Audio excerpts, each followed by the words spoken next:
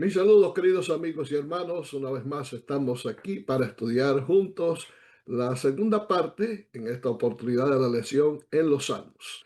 Cuando pensamos en acontecimientos finales, siempre vamos a buscar en Apocalipsis todas aquellas imágenes que representan precisamente muchos acontecimientos que han ocurrido ya y otros que eventualmente pues estarán ocurriendo al final del tiempo.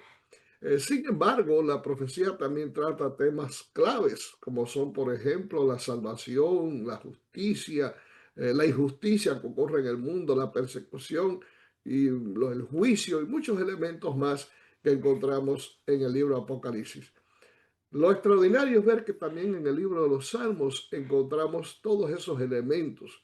Los salmos son, aparte de ser oraciones y ser canciones, porque los salmos constituían el himnario que usaban los israelitas para elevar sus alabanzas a Dios.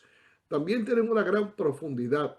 En los salmos encontramos profecía. Muchos salmos son mesiánicos porque nos delinean la trayectoria del Mesías, de Cristo, al venir a este mundo y acontecimientos que ocurrirían en su vida y su ministerio. Leemos acerca de personas que luchan con la pregunta de por qué Dios no enfrenta el mal de forma más directa, inmediata, con más energía. Una pregunta que posiblemente todos nos hemos hecho en alguna oportunidad. Así que mediante el estudio de los Salmos y conjuntamente con el libro de Apocalipsis estamos cotejando lo que dice tanto el uno como el otro para poder determinar exactamente todas estas cosas que son de gran importancia para nuestra vida. Encontramos que los salmos son un auxilio muy presente también en el tiempo de angustia.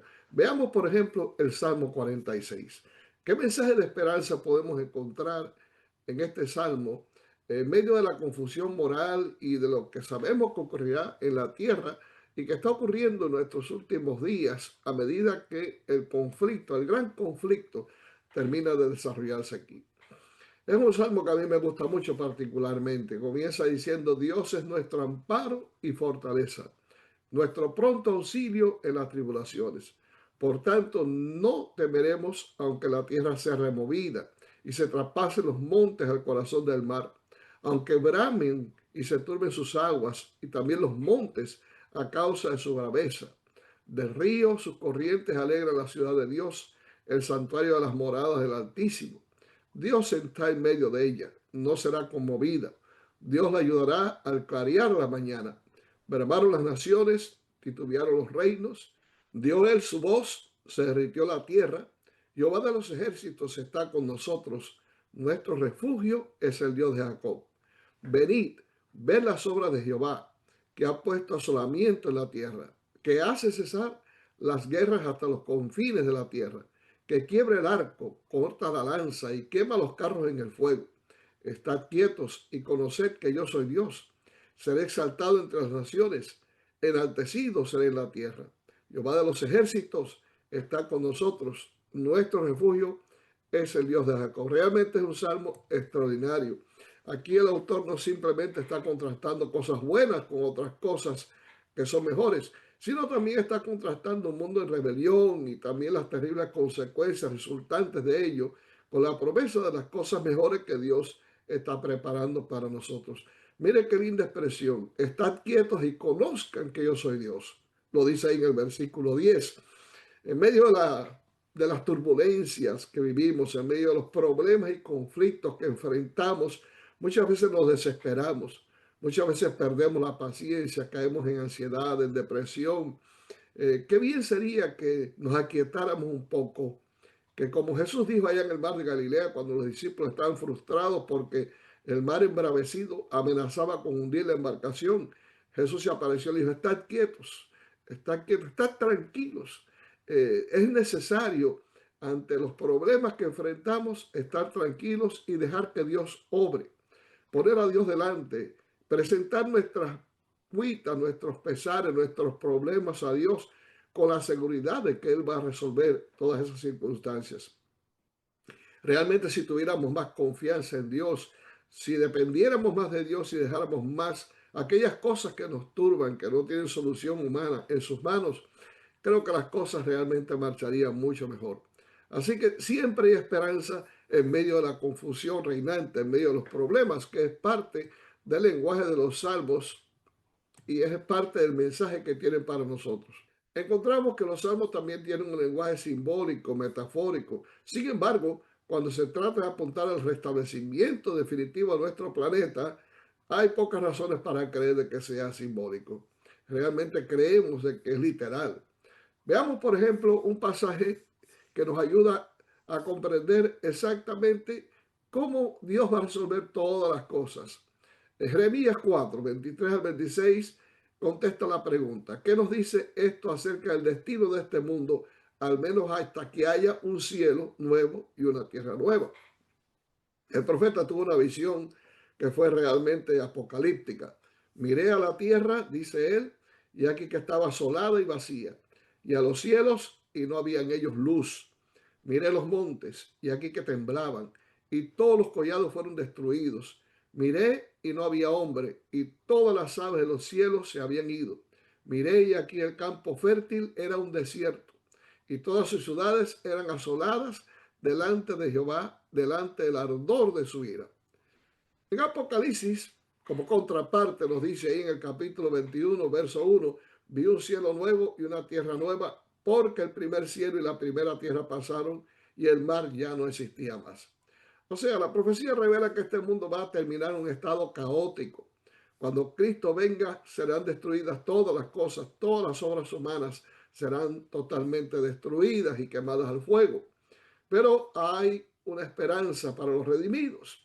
Este mundo no quedará desolado, como presenta apocalípticamente el profeta Jeremías, sino que también Dios va a crear un cielo nuevo y una tierra nueva en los cuales mora la justicia y donde viviremos eternamente y para siempre. El Salmo 46 tiene un mensaje también apocalíptico.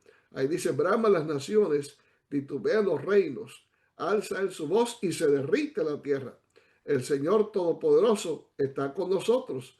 Nuestro refugio es el Dios de Jacob. De esta manera profética también el Salmo aborda cuando Dios va a destruir todas las cosas, cuando se van a derretir los elementos. Como dice Pedro en su segunda epístola, capítulo 3, los elementos ardiendo se fundirán y serán deshechos. Pero habrá para el redimido, para los fieles en Cristo, hay una promesa maravillosa de cielos nuevos y tierra nueva. Nuestro mundo realmente pareciera fuera de control. Ahora bien, ¿cómo debería ayudarnos la profecía de Daniel 7, por ejemplo, a ver que en su última instancia todo saldrá bien si permanecemos fiel a Dios? Bueno, Daniel 7 nos presenta allí la profecía que señala el decursar de los imperios en figuras de imágenes, ¿no? Hemos hablado de esto y lo estudiamos en una lección pasada. Pero sí vamos a ver especialmente lo que va a ocurrir en la última parte, señalado por la última bestia, una bestia espantosa y terrible. Y dice que esa bestia tenía 10 cuernos, pero entre esos 10 cuernos surgió uno. Y vamos a leer el pasaje para que quede claro esto. Dice allí el texto: entonces tuve deseo de saber la verdad acerca de la cuarta bestia, que era tan diferente de todas las otras, espantosa en gran manera, que tenía dientes de hierro y uñas de bronce, que devoraba, desmenuzaba y las sobras hollaba con sus pies.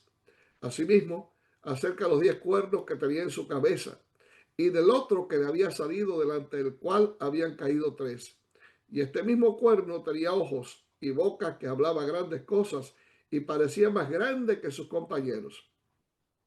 Y veía yo que este cuerno hacía guerra contra los santos y los vencía, hasta que vino el anciano de días y se le dio el juicio a los santos del Altísimo, y llegó el tiempo y los santos recibieron el reino. Dijo así: la cuarta bestia será un cuarto reino en la tierra, el cual será diferente de todos los otros reinos, y a toda la tierra devorará, trillará y despedazará. Y los 10 cuernos significan que de aquel reino se levantarán 10 reyes, y tras ellos se levantará otro, el cual será diferente de los primeros, y a 13 reyes derribará. Y hablará palabra contra el Altísimo, y a los santos del Altísimo quebrantará, y pensará en cambiar los tiempos y la ley, y serán entregados en su mano hasta tiempo y tiempos y medio tiempo. Pero se sentará el juez y le quitarán su dominio, para que sea destruido y arruinado hasta el fin, y que el reino y el dominio y la majestad de los reinos debajo de todo el cielo sea dado al pueblo de los santos del Altísimo, cuyo reino es reino eterno, y todos los dominios le servirán y obedecerán. Veamos bien los puntos elementales aquí. No voy a profundizar mucho, pero este cuarto reino representa Roma imperial, que se dividió eventualmente en 10 diferentes reinos que conformaron la Europa que conocemos hoy en día, aunque se ha diversificado. Sin embargo, dice que entre esos 10 reinos, 3 serían echados abajo por un cuerno pequeño que surgiría entre ellos. Nosotros, los adventistas del séptimo día, entendemos que ese cuerno pequeño, por las características que tiene, hablaría palabras contra el Altísimo, perseguiría a los santos del Altísimo, cambiaría los tiempos y la ley, incluyendo el santo día de reposo, que es el sábado. No puede representar otro poder más que la Roma papal, que subsecuentemente derivó del Imperio Romano. Así que de esa forma, esto cumple básicamente la profecía que presenta Daniel. Y la profecía no termina allí. La profecía dice que al final de la obra del cuerno pequeño, Dios va a instaurar un reino que nunca jamás sería destruido, como dice en Daniel 2, sino que sería dado a los santos del Altísimo para que los santos reinaran junto con Cristo y le sirvieran por toda la eternidad. O sea que también en la profecía de Daniel se nos presentan mensajes interesantes que son escatológicos y que tratan acerca del final de todas las cosas y cómo este mundo Dios los va a restaurar finalmente poniendo todo bajo sus pies y destruyendo todo aquello que ha sido parte del reino de Satanás. Y ya que hablamos de bajo sus pies, el Salmo 47, versículos 1 al 4, nos presenta acerca del lugar que nos espera en el reino de Cristo. Allí dice ese salmo: pueblos todos, batid las manos, aclamad a Dios con voz de júbilo, porque Jehová el Altísimo es temible, Rey grande sobre toda la tierra. Él someterá a los pueblos debajo de nosotros y a las naciones debajo de nuestros pies. Él nos elegirá nuestras heredades, la hermosura de Jacob, al cual amo. Ahí tienes una profecía maravillosa. Dios va a someter a todas las naciones. Cuando Cristo venga, finalmente todas las naciones serán destruidas. Ese es el lenguaje que se utiliza para ejemplificar que serán sometidas a los santos del Altísimo. Él va a elegir nuestra heredad de la tierra nueva.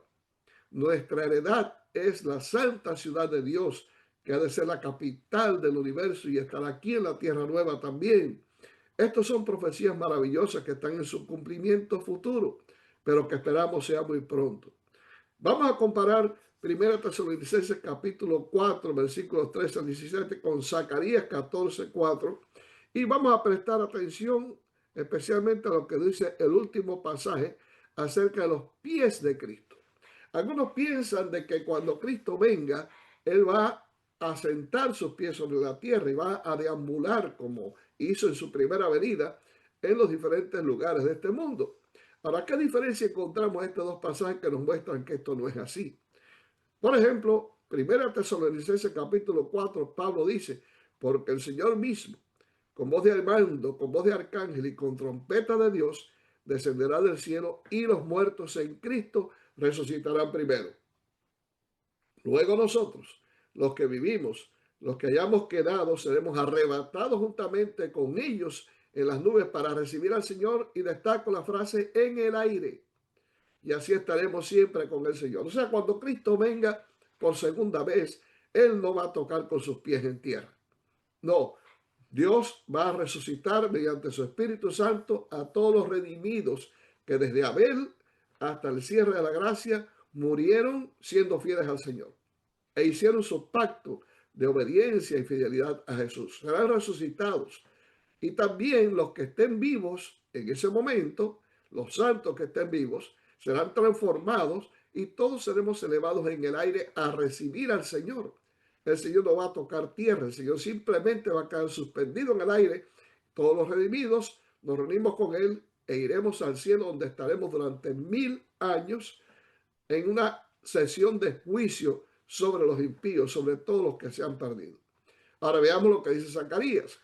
Zacarías 14 menciona otro panorama, menciona otra imagen diferente que no tiene que ver con la segunda venida de Cristo, sino más bien con la tercera venida que ocurre después de que concluya el periodo de 1000 años en el cielo. Dice allí, y se afirmarán sus pies en aquel día sobre el monte de los olivos, que está enfrente de Jerusalén, al oriente. Y el monte de los olivos se partirá por el medio hacia el oriente y hacia el occidente, haciendo un valle muy grande, y la mitad del monte se apartará hacia el norte y la otra mitad hacia el sur.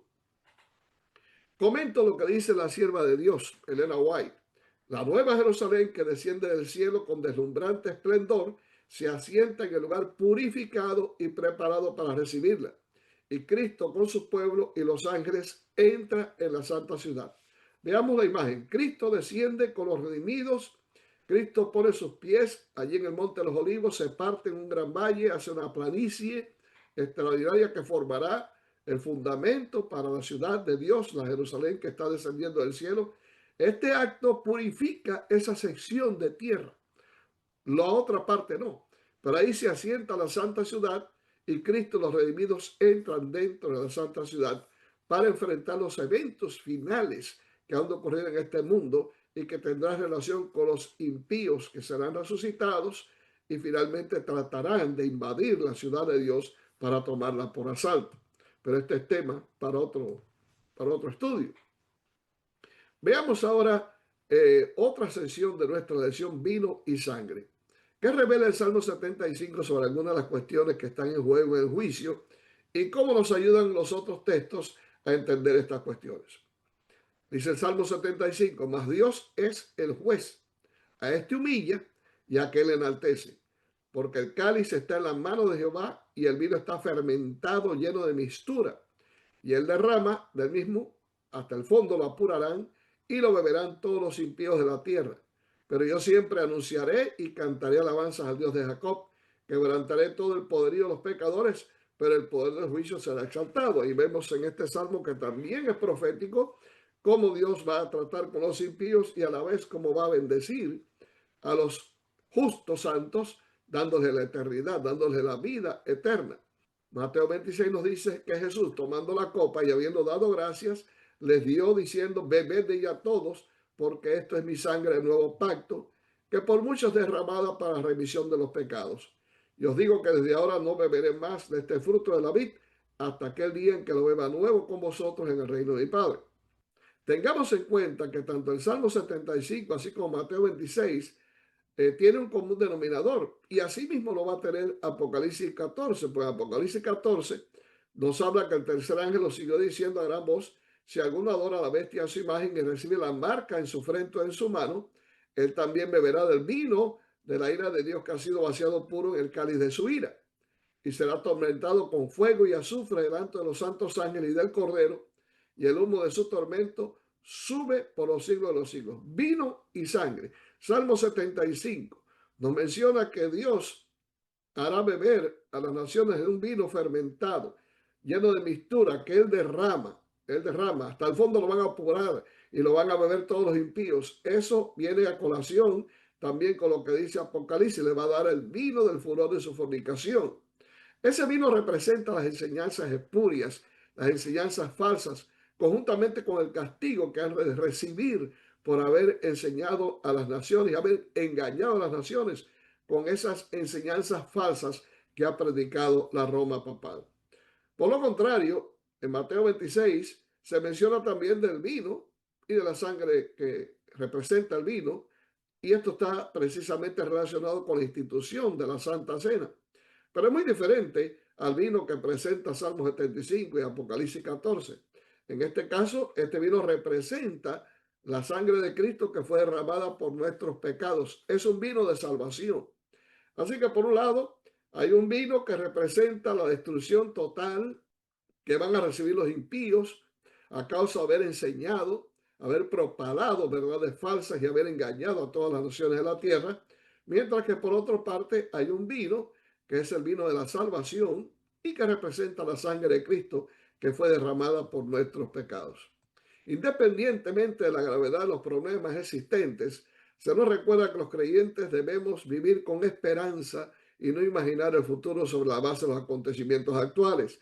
Sí, el mundo está pasando por eventos que son realmente traumáticos, pero al final las cosas van a cambiar totalmente de manera drástica, de manera que no tenemos idea de lo maravilloso que será el final de todas las cosas cuando Cristo venga a buscar a su pueblo. Para que conozcamos un poco más acerca de nuestra salvación, leamos, por ejemplo, el Salmo 67. ¿De qué manera este himno de alabanza te ayuda a comprender el papel del pueblo de Dios en Apocalipsis 14, 6 al 12? En ese salmo nos dice que Dios tenga misericordia de nosotros y nos bendiga, haga resplandecer su rostro sobre nosotros para que sea conocido en la tierra tu camino. En todas las naciones tu salvación. Te alabarán los pueblos, oh Dios. Todos los pueblos te alaben. Alégrense y gócense las naciones porque juzgarás los pueblos con equidad y pastorearás las naciones en la tierra. Te alaben los pueblos, oh Dios. Todos los pueblos te alaben. La tierra dará su fruto. Nos bendecirá Dios, el Dios nuestro. Bendíganos Dios y témalo todos los términos de la tierra. Ahora, fíjense cómo en Apocalipsis se repiten elementos que encontramos en el Salmo 67. Vi volar por el medio del cielo a otro ángel que tenía el evangelio eterno para predicarlo a los moradores de la tierra, a toda nación, tribu, lengua y pueblo, diciendo a gran voz, temed a Dios y dadle gloria, porque la hora de su juicio ha llegado. Y adorad a aquel que hizo el cielo y la tierra, el mar y las fuentes de las aguas. Veamos, por ejemplo, tres cosas importantes que menciona tanto uno como otro pasaje. Estas tres cosas son la alabanza a Dios, el mensaje, la segunda, y la tercera, ¿verdad? La extensión que debe abarcar. En el Salmo 67 hay un llamado a alabar a Dios. Todas las naciones te alaben, ¿eh? Todos los pueblos alaben a Dios. También en Apocalipsis 14 hay un llamado a adorar a Dios en alabanza. Ese ángel le decía, temer a Dios y darle gloria, porque es importante sobre todas las cosas que Dios reciba nuestra honra y nuestra adoración. Hay un mensaje también, un mensaje que en el Salmo 67 nos presenta que la salvación de Dios debe ser conocida por todas las naciones de la tierra. Y en ese mensaje está incluido también un mensaje de juicio. Nos dice que Dios va a juzgar a todos los pueblos con equidad. Apocalipsis también nos menciona lo mismo. Se menciona que todas las naciones han de recibir un mensaje que está presentado como el Evangelio eterno, que va a ser predicado a todos los moradores de la tierra, a toda nación, tribu, lengua y pueblo. Y hay un mensaje de juicio, temed a Dios. ¿Por qué? Porque la hora de su juicio ha llegado. Entonces también encontramos la extensión que debe abarcar. En el Salmo 67 se nos presenta que todos los pueblos han de recibir ese mensaje. En Apocalipsis 14 se nos dice que el mensaje debe ser predicado también a toda nación, tribu, lengua y pueblo. De esa forma encontramos que los salmos pueden ser prácticamente elementos proféticos que nos ayudan también a entender temas apocalípticos. Lo mismo que se presenta en Apocalipsis ya se presenta también o se presentó anteriormente en los Salmos. El Salmo 67 comienza con ese llamamiento a Dios, haga resplandecer su rostro sobre nosotros para que sea conocido en la tierra tu camino. O sea, mediante su plan de salvación, Dios, queridos, ha provisto un camino para que los pecadores sean readmitidos en su presencia sin ser destruidos por su gloria. E incluso ahora en esta vida la cruz de Cristo hace posible que el rostro de Dios brille sobre nosotros. Pero hay más. Dios quiere que reflejemos esa luz al mundo. Dios quiere que todo el mundo sea impactado con la gloria de Dios. Y eso solamente es posible cuando nosotros mismos, en nuestro carácter, reflejemos el carácter de Dios, que finalmente es esa luz que el mundo debe recibir y por el cual debe ser alumbrado. Así que Dios nos ha puesto a nosotros una gran responsabilidad. Hemos sido llamados para adorar a Dios en espíritu y en verdad. Hemos sido llamados a proclamar al mundo el mensaje de salvación que es en Cristo. Hemos sido llamados a representar a Cristo en todas las naciones para que el mundo pueda prepararse y pueda recibir muy pronto al Señor.